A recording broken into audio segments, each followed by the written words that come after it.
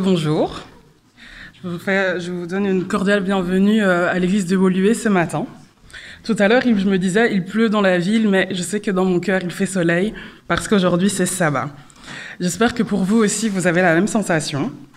Alors, pour commencer ce moment de louange, je vous invite à vous lever et à élever vos voix pour que nous puissions célébrer la grandeur et la majesté de notre Créateur en chantant « Gloire, gloire, gloire », le numéro 15 dans le « Donnez-lui gloire ». Je vous invite à vous lever.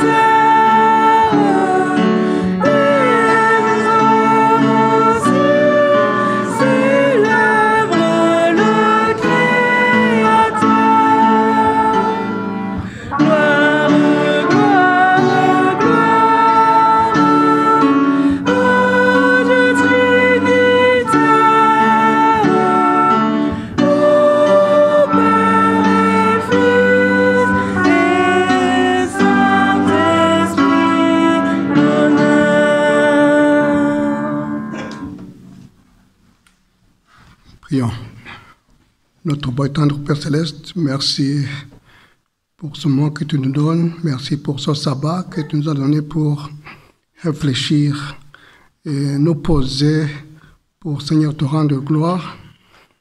Nous voulons, Seigneur, que tu puisses nous aider le long de ce programme. Nous prions pour ceux qui ne sont pas ici à cause de leur maladie, à cause de leurs problèmes, de tous les genres que nous connaissons aujourd'hui. Et que, Seigneur, tu puisses, par ton Saint-Esprit, leur donner la parole et leur encourager. Nous voulons, Seigneur, prier pour le prédicateur, Jacques, qui va parler de ta part. Que ta parole, Seigneur, nous puisse nous aider à revoir nos habitudes, à nous repentir et, Seigneur, à faire un pas vers toi. Aujourd'hui, alors que beaucoup de chrétiens se rappellent de la résurrection, Seigneur, donne-nous le courage d'être transformés par ta parole et que sa mort nous donne de l'espoir, Seigneur, de te rencontrer un jour. Ce sont les grâces que je te demande en Jésus. Amen. Amen. Notre prochain chant est « Nous avons vu les pas ». Ce que j'apprécie dans ce chant, c'est qu'il nous témoigne des traces lumineuses que Dieu laisse dans nos vies par sa présence bienveillante. Je vous invite à chanter avec moi. Nous avons vu les pas, le 52 dans le Donnez-lui gloire. Nous avons vu les pas. Vous pouvez vous lever pour ce chant.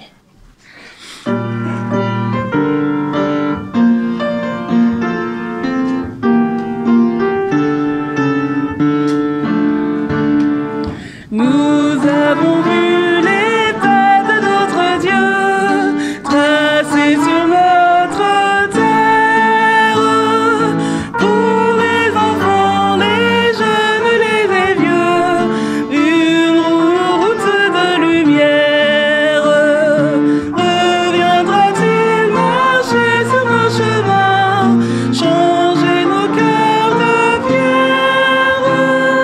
Reviendra-t-il semer au creux des mains l'amour et la lumière?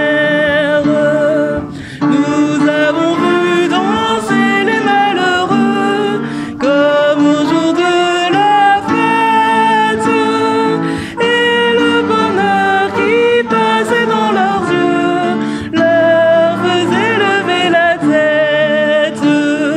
Reviendra-t-il marcher sur nos chemins, changer nos cœurs de pierre? Reviendra-t-il semer au creux des mains l'amour et la lumière? Nous avons vu les riches s'en aller, le cœur et les mains vides, et les mendiants venir se régaler au retour d'enfants prodigues. Reviendra-t-il marcher sur nos chemins, changer nos cœurs de pierre? Reviendra-t-il semer au creux des mains l'amour et la lumière? On vu fleurir au bleu d'hiver les fleurs de la tendresse. Nous avons vu jaillir en plein désert une source d'allégresse. Tu reviendras marcher sur nos chemins, changer nos cœurs de pierre. Tu reviendras semer au creux des mains l'amour et la lumière. Amen. Je vous invite à rester debout pour chanter le Rédempteur adorable. Parce que... Attendez. Ah oui. Je vous invite à rester debout pour chanter le Rédempteur adorable. Car en ce week-end de Pâques, élevons nos voix, reconnaissant de celui qui s'est sacrifié sur la croix pour nos péchés et nos douleurs, et qui a manifesté son amour infini pour nous sauver. Avec ces paroles en tête, je vous invite à chanter Rédempteur adorable, 59 dans le Donnez-lui gloire.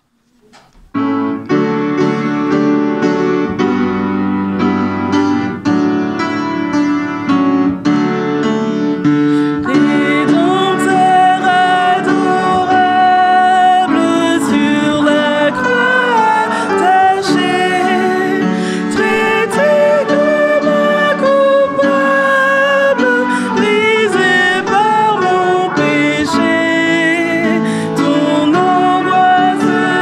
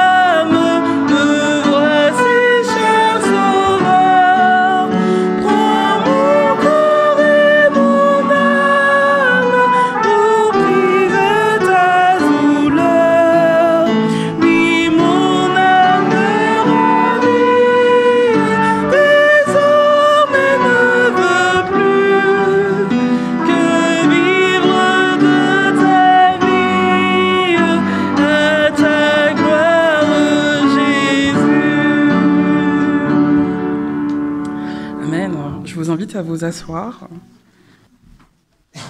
Nous allons suivre la prédication de Jacques Pierre et nous lui souhaitons la bienvenue.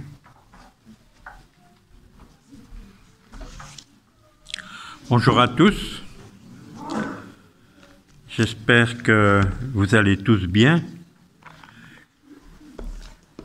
Ce week-end, nous célébrons la fête de Pâques.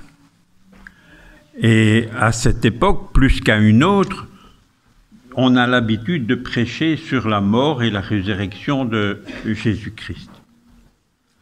En effet, c'est là un des thèmes importants, même un des thèmes les plus importants.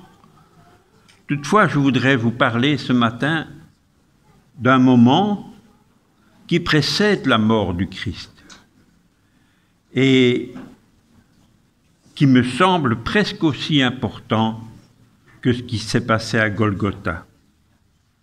Un moment qui a tout fait basculer, un moment qui ne s'est jamais déroulé auparavant et qui ne s'est plus jamais déroulé par la suite.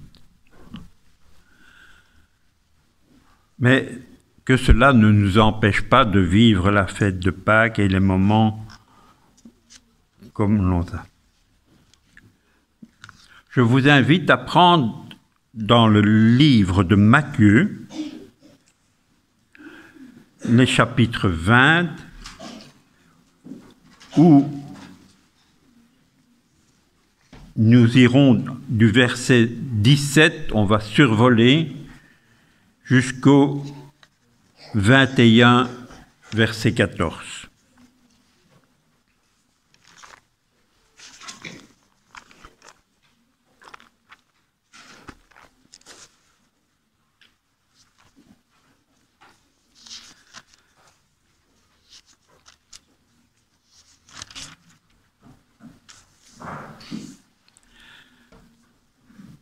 Au verset 17, il est dit « Pendant qu'il montait à Jérusalem, Jésus prit à part les 12 disciples et leur dit en chemin, « Nous montons à Jérusalem, et le Fils de l'homme sera livré aux chefs des prêtres et aux spécialistes de la loi.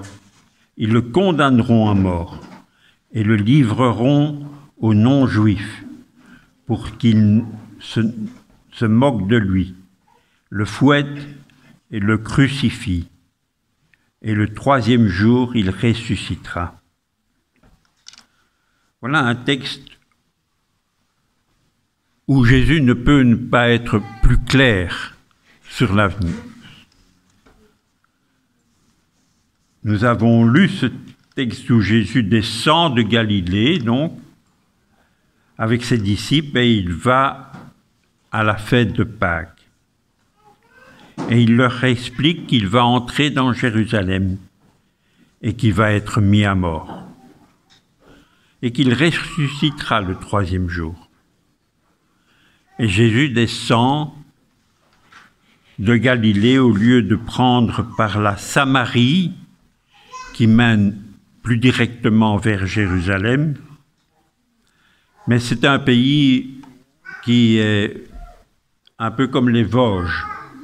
Donc c'est des montagnes, des vallées, et donc qui est très fatigant.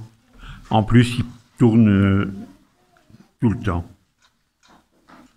Jésus alors va longer le Jourdain et va arriver à Jéricho. À Jéricho, la ville qui est la plus basse, moins 400 mètres par rapport au niveau de la mer. Et Jésus est conscient qu'il y va pour mourir à Jérusalem. Nous devons bien nous rendre compte de cela. Et si nous devions aller quelque part, à un endroit, en sachant que nous y allons pour mourir, je crois que nous ne serions pas très joyeux d'y aller, et en plus, sûrement pas très pressés d'y arriver. Mais Jésus, à Jéricho, ne regarde pas à lui-même. Il est là et il trouve encore le moyen de s'occuper de 2 aveugles qui sont là. Il les guérit. Et si nous étions très pressés par le temps, on pourrait s'arrêter à cet endroit où nous pourrions méditer sur le fait que Jésus est quelqu'un de bien moins préoccupé par lui-même que par la condition des autres. Jésus va de Jéricho à Jérusalem et vous connaissez ce trajet. C'est un endroit désertique, un chemin rude qui grimpe sérieusement. Nous le savons par la parabole des Samaritains.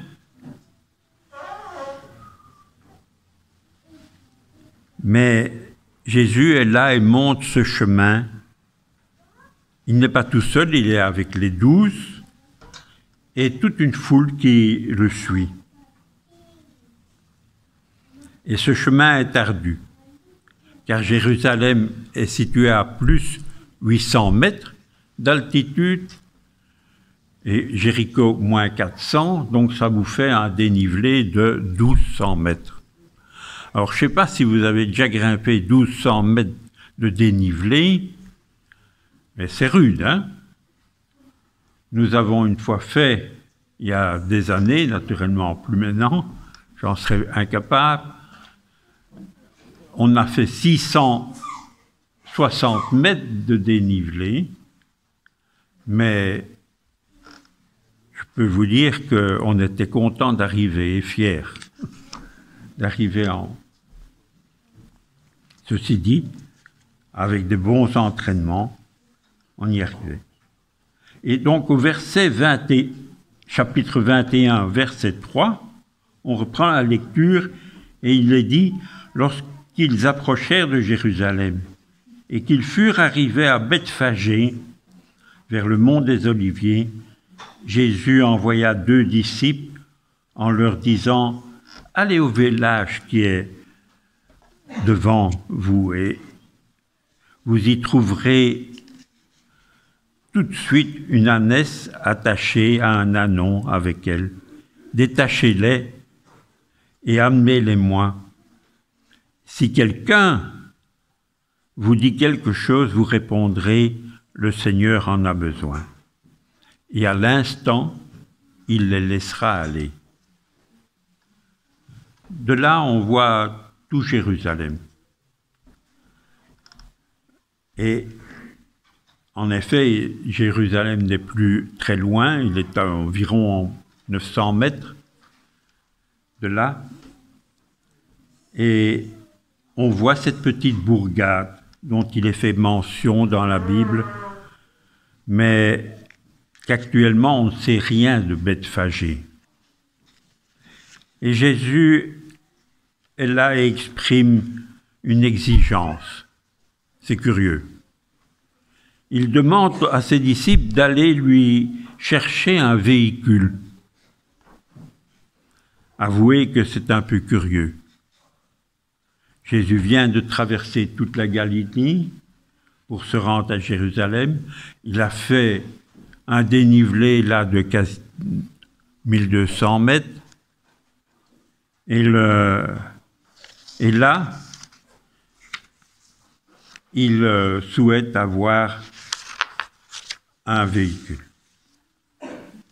Pourquoi a-t-il besoin d'un ânon, le petit d'une ânesse?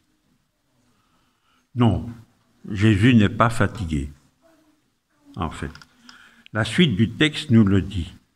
Au verset 4, il est dit « Or, tout ceci arriva afin que s'accomplisse ce que le prophète avait annoncé. Dites à la fille de Sion, voici ton roi qui vient à toi, plein de douceur, et monté sur un âne, sur un ânon, le petit d'une ânesse. » Non, Jésus n'est pas fatigué. Il n'a pas besoin de se faire véhiculer. Il a une intention qui est précise. Et dans le texte, il dit « Voici, ton roi vient à toi ». Qu'est-ce que cela veut dire?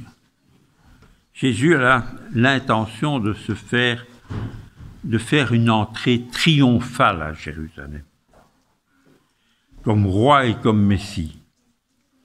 Étonnant, vous ne trouvez pas? Auparavant, chaque fois qu'on parlait de le faire roi, il s'est toujours arrangé pour disparaître. Quand on voulait le faire reconnaître comme Messie, il n'a jamais voulu. Quand on lui disait « Tu es le Messie », il répondit « Mais ne le dites à personne ». Et maintenant, c'est lui qui prend l'initiative. C'est lui qui demande aux disciples d'aller lui chercher un ânon.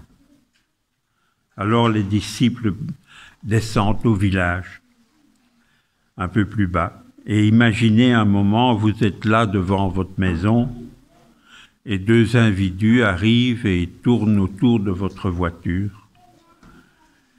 Ils la trouvent intéressante, la porte est ouverte, ils ouvrent la porte, ils s'asseyent dedans, vous réagissez, vous dites « Oh là, qu'est-ce que vous faites ?» Mais Jésus les avait prévenus. Si on vous demande ce que vous faites, vous leur répondrez « Jésus en a besoin ». C'est ça qu'il a dit de dire? S'il vous plaît? Non, il n'a pas dit le maître. Le Seigneur en a besoin. Et le mot Seigneur, dans l'esprit d'un juif, a deux significations. Soit il veut dire le Messie, soit Dieu. Dès lors, quand les disciples viennent pour prendre un ânon, ils diront « le Seigneur en a besoin », et dans ce cas, c'est tout à fait autre chose. Car pour un juif, tout ça a une grande signification.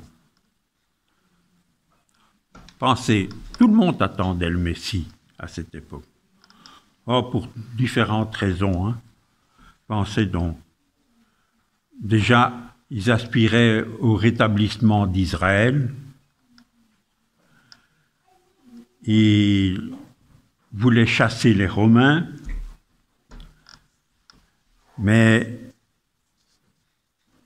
encore, à nouveau, ce peuple est et être de nouveau ce peuple de la promesse, à qui Dieu parle.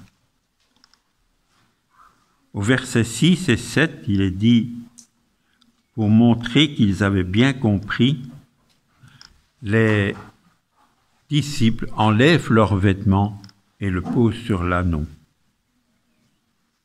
Pensez, il ne fallait pas leur faire un dessin. Ils avaient bien compris que Jésus voulait être roi.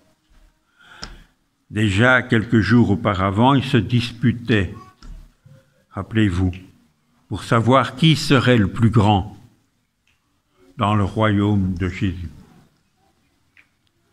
Cela faisait du bruit. Imaginez cela, que chacun puisse vouloir enfin redevenir indépendant et un peuple important. Alors, quand ils sont arrivés avec l'ânon,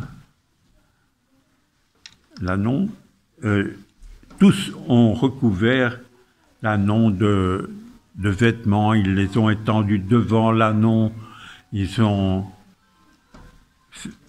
fait du bruit, ils ont crié « Hosanna au fils de David ».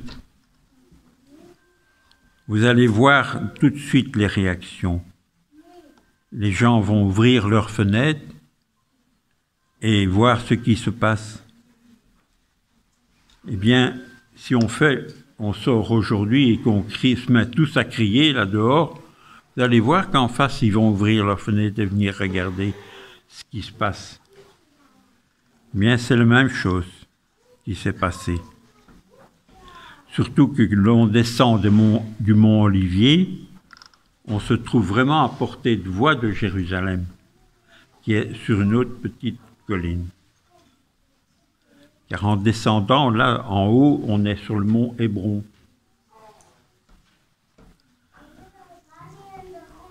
Et Jésus descend. En bas, il y a un petit ruisseau, qui est le Cédron. Il passe un petit pont, il fait 100 mètres, et il se trouve au pied du mur du temple. Et sur l'esplanade, il y a toute une foule, étant donné que c'est la fête de Pâques. Donc la foule est là. Et il suffit de se pencher un peu au-dessus du mur pour voir ce qui se passait. Et toute cette foule chante et crie, qui te mettent leurs vêtements par terre. Alors je peux dire que ça surprend. On regarde et que l'on voit Jésus sur un ânon. Jésus arrive, passe par le petit pont, et petit détail, au lieu d'entrer juste en face, il y a une porte qui mène directement dans le temple. Et Jésus ne va pas prendre cette porte. Il va longer, et il va tourner, il va prendre plus haut par la porte, vraisemblablement des immondices.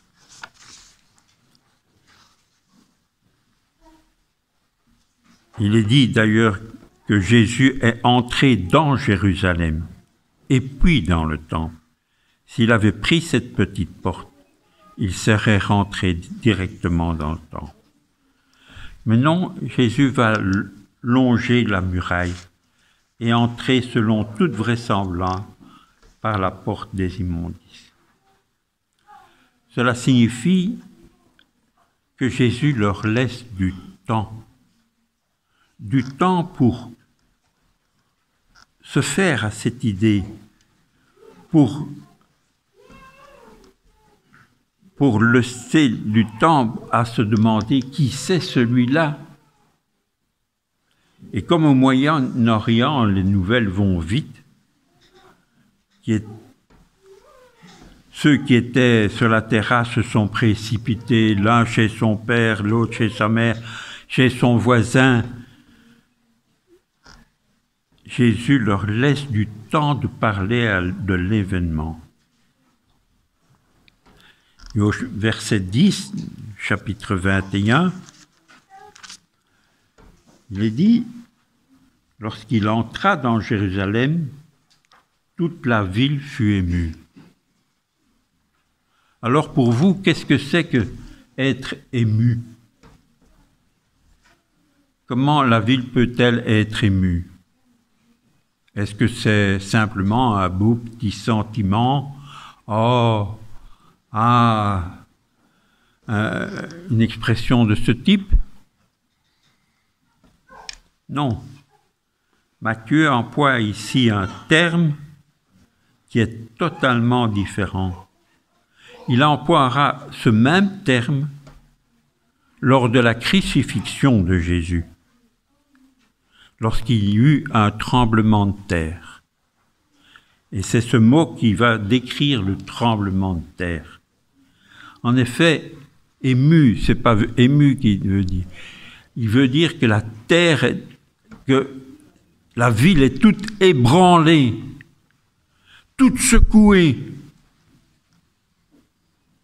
dans tous les sens, elle est remuée. Pensez, d'un côté, il y avait les Sadducéens qui faisaient les affaires avec les Romains et qui craignaient que le Messie vienne mettre fin à leur commerce. Le cours de la bourse pouvait dévaluer. Les Hérodiens non plus d'ailleurs. Vous savez, c'est les amis d'Hérode mis en place par celui-ci. Les pharisiens, eux, sont très contents mais si, ça n'arrive pas toujours. Et donc, ça peut être intéressant. Les zélotes sont contents, car ils espèrent prendre le pouvoir. Vous voyez que la ville est émue, dans le sens de bouleverser. Et pendant ce temps, Jésus entre dans le temple, et c'est là qu'il va se produire un des événements les plus importants. Lisons Matthieu 21, 12. Jésus entra dans le temple de Dieu. Il chassa tous ceux qui vendaient et qui achetaient dans le temple. Il renversa les tables des changeurs et les sièges des vendeurs de pigeons.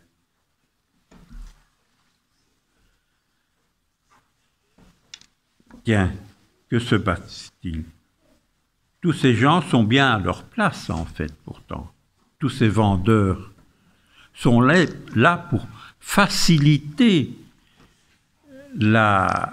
l'expression de reconnaissance qu'ils ont envers leur Dieu. Jésus arrive et balance tout cela. Et vous remarquerez que personne ne fait de remarques.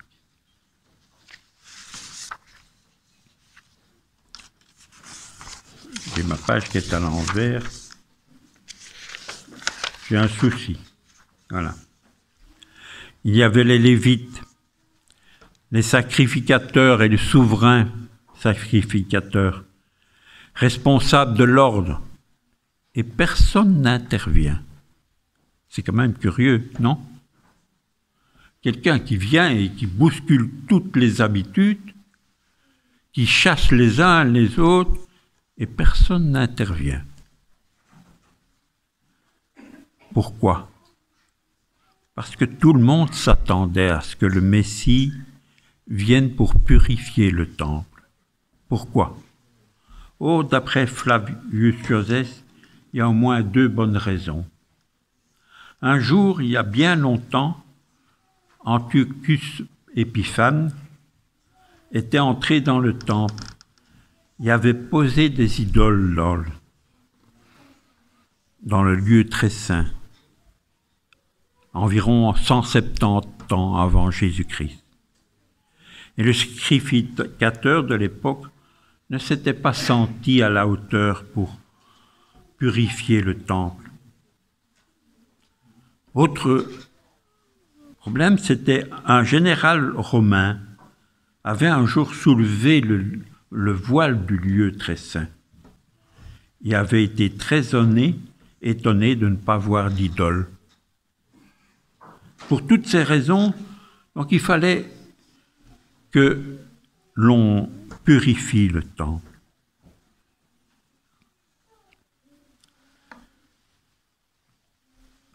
Puis, au verset 13, il est dit, puis il leur dit, les Écritures déclarent, « Ma maison sera une maison de prière, mais vous en avez fait une caverne de brigands. » Je ne vais pas m'étendre sur ce fait, mais je vous invite à réfléchir sur l'opposition qu'il y a entre les mots, entre maison de prière et caverne de voleurs.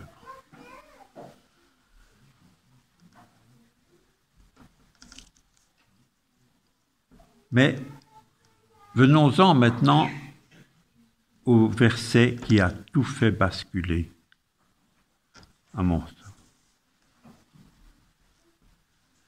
Des aveugles et des boiteux, c'est au verset 14,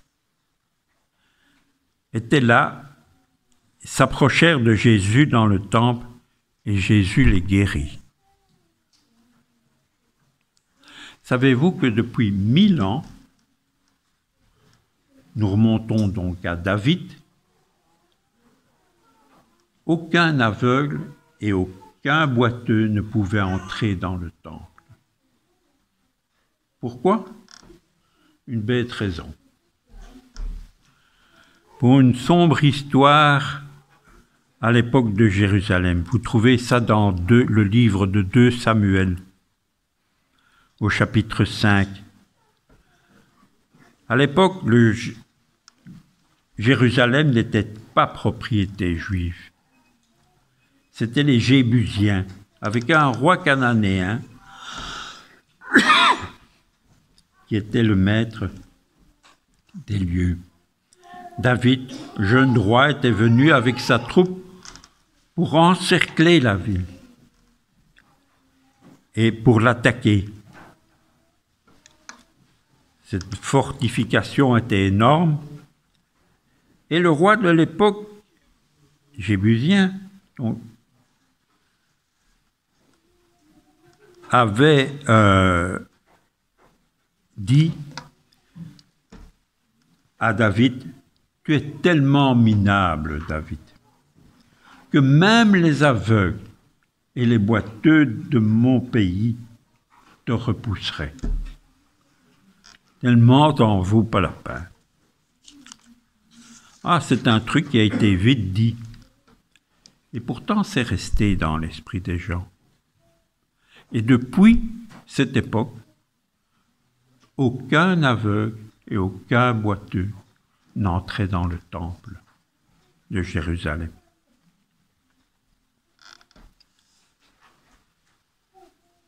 C'est une parole qui a été dite sans trop réfléchir à l'époque. L'ennui, c'est que les gens s'en sont rappelés. Et que depuis ce temps, aucun aveugle boiteux ne pouvait entrer dans le temple pour être pardonné de leurs fautes. Vous voyez que les traditions et les habitudes ont la vie dure et qu'elles peuvent faire mal. Et si vous doutez que les Juifs avaient bien ancré cette habitude, lisez Matthieu au chapitre 12, 22 à 23. Mais voilà que Jésus entre dans le temple et que les aveugles et les boiteux le suivent et personne ne leur dit rien. Jésus pouvait se retourner et les chasser, mais non, que fait-il? Il les guérit. Alors je vous pose la question ce matin. Je ne crois pas qu'il y ait parmi nous des aveugles ou des boiteux, mais spirituellement, ne sommes-nous pas tous parfois handicapés? Ne sommes-nous pas parfois aveugles, boiteux? Et avec ce handicap, devrions-nous nous priver de venir ici ou au contraire, nous ne devrions pas venir pour ne pas nous sentir jugés? Mais au lieu de ça, nous devrions être accueillis, chacun ici, heureux de pouvoir glorifier tous ensemble Dieu. Est-ce que parfois notre attitude ne décourage-t-elle pas ceux qui seraient boiteux spirituellement, qui voudraient bien rentrer, mais parce qu'ils ne sont pas bien habillés, parce qu'on a connaissance de certains travers, ils ne se sentent pas à leur place ici. Cela peut arriver. Mais le plus grave, c'est quand cette personne commence à croire qu'il est vraiment moins que rien et que sa place n'est pas ici. Ce jour-là, Jésus les a guéris. Autrement dit, si nous pensons avoir une tare spirituelle, si nous avons des choses à nous reprocher, le seul moyen pour aller mieux, c'est entrer dans ce lieu et entrer dans la communion de notre Père Céleste. Comment voulons-nous être guéris par nous-mêmes? C'est cela, Pâques. Des gens qui ont besoin d'être guéris par Jésus. Oui, si aujourd'hui il nous semble que nous avons abattu certains murs, il est bien moins vrai que nous n'avons construit bien d'autres murs autour de nous. quelque chose a changé ce jour-là. Une ère nouvelle a commencé et il y appartient à chacun d'entre nous de faire en sorte que cela continue. Jésus a besoin de nous pour porter ce message de l'amour de Dieu pour tous. Quand je dis tous, c'est tous. Amen.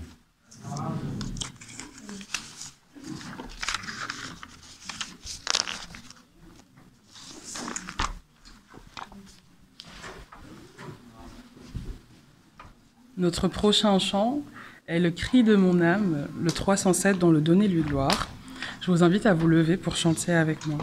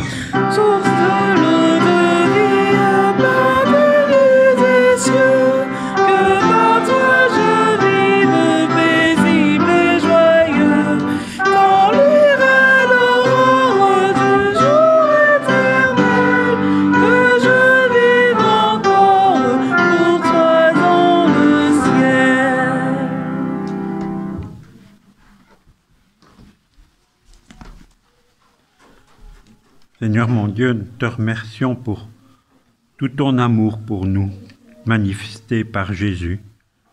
Aide chacun à refléter cet amour autour de nous, sans faire exception de personne.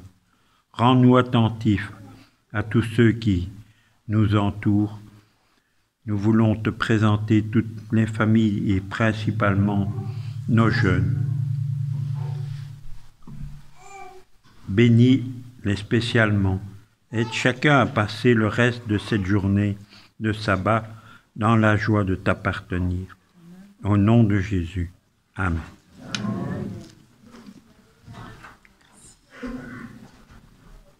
Nous allons clôturer ce moment de culte avec le 250 dans le Donnez-lui gloire, que la grâce de Dieu.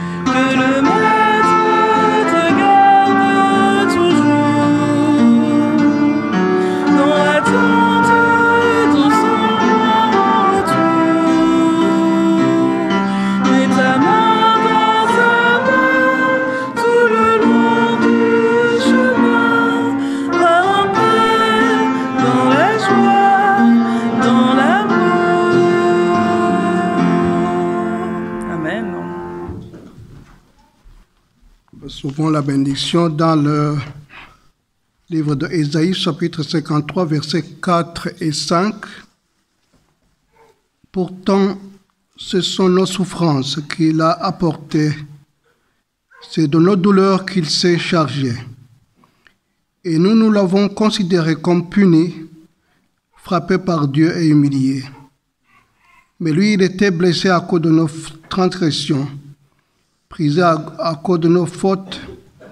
La punition qui nous donne la paix est tombée sur lui.